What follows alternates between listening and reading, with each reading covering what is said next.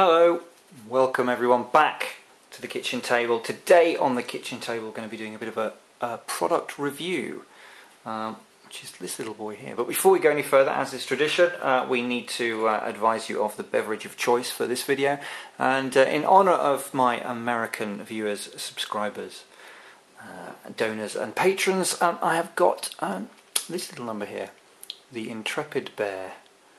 A Malbec from Lodi, California, and very fruity and very nice it is too. So if you come across the tightrope walking bear, tell you he makes a very nice glass of wine. I'd also just like to raise a toast to the channel patrons and donors, and it's through their generosity that it makes things like this possible.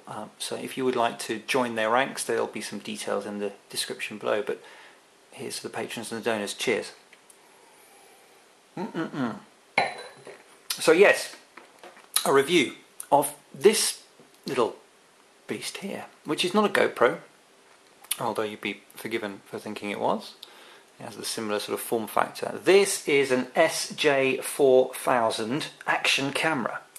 They come under various, they're basically all made by the same manufacturer, and some of them have a different kind of, I've seen QMOX, I've seen Cam Jam, I've seen all sorts of things, you know, screen printed on. You can basically have whatever you like, or they just come blank. They're all the same, they're all made by the same place and have the same internals pretty much. So why am I reviewing a camera? Well, I've already got a GoPro. Well, a lot of you said that you'd quite like to see some videos of me away from the kitchen table, outside, doing some flight videos and maybe some how-tos on keeping orientation or some maneuvers and things. And I thought, well, that's a brilliant idea, but I've only got this camera here. And I didn't want to buy another GoPro, they're too expensive. So I thought, well, if I get a cheap action camera, then I can attach this to like a head mount and have it pointing down at the transmitter and be able to do like a bit of picture-in-picture for you so we can see what we're doing. I can also just use it as a secondary camera. I can also, because I'll be looking to put a camera and a gimbal on my 450 soon, and I can mount this and we can actually see whether this is a suitable GoPro replacement. So this is ordered from China. It's ordered from T-Mart, who, as you know, are my current favourite Chinese sort of wholesale website. They're doing very well for me at the moment, so I'm quite pleased with their service and the delivery speed, and the products are pretty reasonable. So that's where it's from. There's a link if you want to follow it to where it came from down there.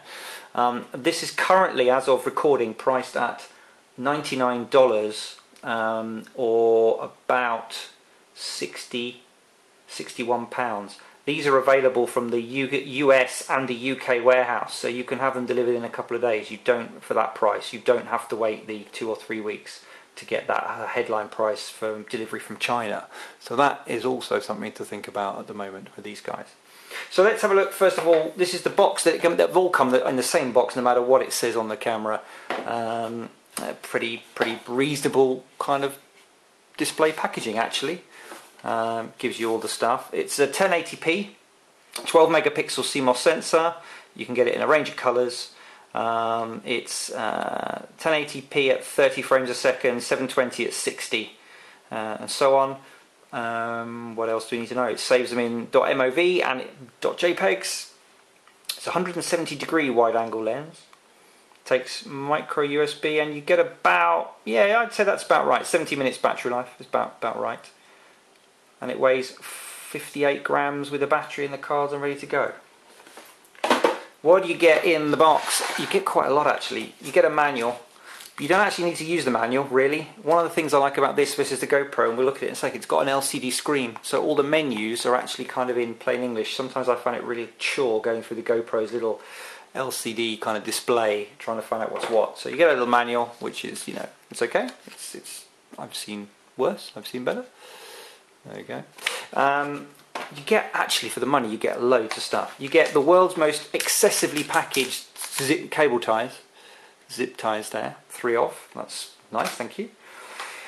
You get a waterproof housing, which is good for 30 meters. You'll see from, I'm going to show you some video that I took with this test video. I took it on holiday camping, and you'll see that it is waterproof, and it floats in here as well, which is interesting. It's a double kind of safety latch, and it's the usual kind of style thing. It's just deeper because it's got to fit the slightly deeper profile. It comes with a waterproof door, and it comes with a separate door which has holes in here for better sort of sound recording, and you might want to use that in sort of a dusty environment or something like that, just to minimize dust. So that comes with it. Various Velcro and buckle type straps for all sorts of mounting options, which is very nice. Spare sticky pads for the mounts and a metallic safety line, which is very good. A lens cleaning cloth even, how swishy is that? And you get all of this. You get a sort of a naked mount just for the camera, which you can put onto a tripod, top and bottom, and you can also put it through a belt loop, and you can fit it onto the clip type adapter, so that's pretty good. You get included a tubular one for bicycles, or I don't know, sticking it on a tripod tube if you want to, but you don't have to, because it also comes with a standard tripod adapter, which is a nice touch. A clip-on type, lots of spare kind of mounts so you can get all sorts of angles going. A couple of the mounts here for sliding into one of the brackets like that, which also has sticky pad and tripod mount on the back of it. And we're nearly there. You get a helmet mount there. You can see it's got a slight curve to it on the helmet mount, should you wish to do that. So all in all, pretty excellent range of accessories that comes with it, especially considering the price point. Now they are GoPro compatible. One thing I have found, and this would be a top tip, they're very shiny, and therefore they actually tend to, you have to put an enormous amount of pressure on them to stop them from sort of slipping about.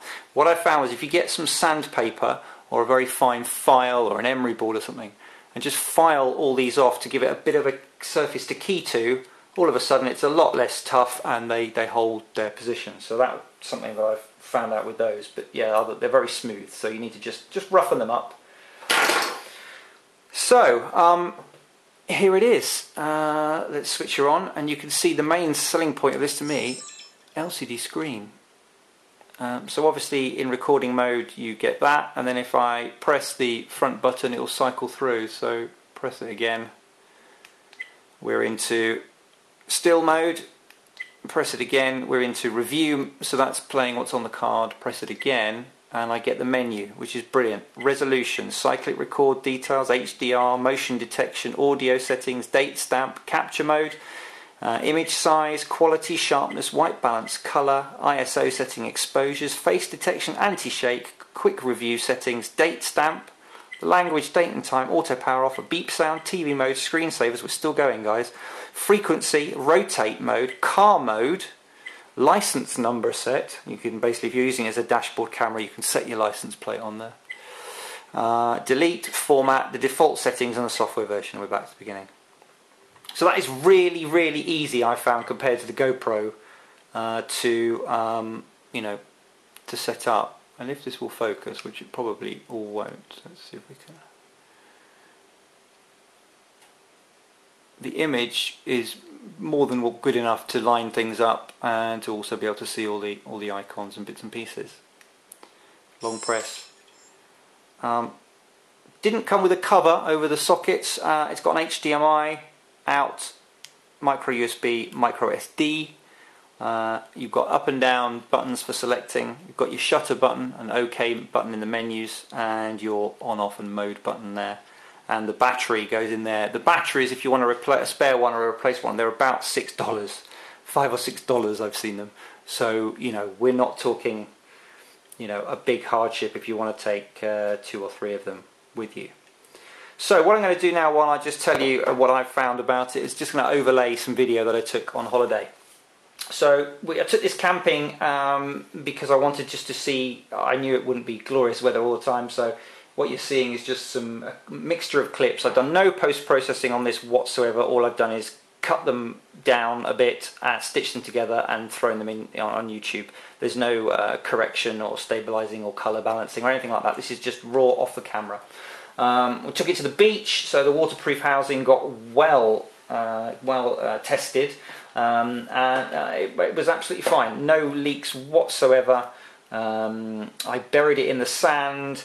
I threw it in a little sort of rock pool, and it floated, which was very good to see. It didn't sink. I expected it to drop like a stone, but it actually floated just as is. I thought for the price the quality was really good. It seemed to handle colours really nicely. There is a nice kind of contrast. Obviously you can mess about with it in post. You can change it to an HDR, high dynamic range mode. But to be honest, as a sort of secondary camera, as almost like a spare, wow, I was really impressed. It recorded sound pretty reasonably, actually, even through, you know, loud sounds through the waterproof case. You could hear the waves and water burbling as it burst over it and so on and so forth. But yeah, I'm really pleased with the output. Like I say, my primary reason for getting it was to help me to have a secondary camera for filming some things outdoors. But do you know what? I think I'm going to actually, when I get myself a gimbal for the 450, I'm going to mount this and have a look. The sensor is fairly standard, so I don't think there'll be any issues using it in the air. I've seen video footage of people who have used them and mounted them to gimbals and things, and you know, I'm kind of blown away by the quality for the price.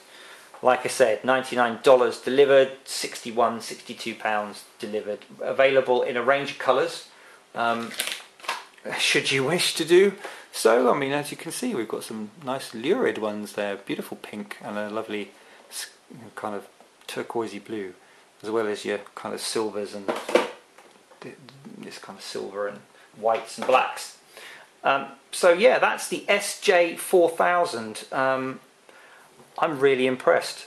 I think bang for buck, this is really, really good. You're not going to get all the GoPro extras. There is a Wi-Fi version of this available for about 80 odd pounds, but to be honest, the reason why I use Wi-Fi on my GoPro is to do the settings, but with the on-screen display and the menu, it's just so easy and quick. I don't have to mess about. So if you want to pay the extra for a Wi-Fi one, you can, but to be honest, I didn't see that was worth the extra 20 quid. You know, these are great. So that would be a thumbs up from me. Shop around, see if you can find them cheaper. I have seen them on mainstream retailers like Amazon and so on and so forth, but they're a little bit more expensive than the Chinese wholesale sites, as you'd expect. But like I said, so if you want to have a look into purchasing one of those, there's a link where I got mine from down there. So yeah, that's brilliant. I'm going to put that to good use. I've got a couple of things I want to film coming up, one of which I've been asked a lot is some tips on how you can keep orientation in the event that you don't have IOC, Intelligent Orientation Control, enabled, or for some reason you can't access it, like you have a problem with GPS or that kind of thing. So for me to be able to do that, use this camera on a tripod and have this one on a head mount so you can see what I'm doing. Brilliant. And I've also got some new propellers, some new rotor blades to test. More on that soon, but again, when I've done the test flying, I can use that as a secondary camera. And I'm quite keen to get a camera up on my 450, and I think I'll be using one of these. So there we go, that's the SJ4000, $99, 62 pounds. Loads of kit that comes with it that's compatible with your GoPro as well, if you've got one. I just think that's a really good deal. So yeah, thank you very much indeed for watching. Hope you can join me again soon. Back on the kitchen table for now. Cheers.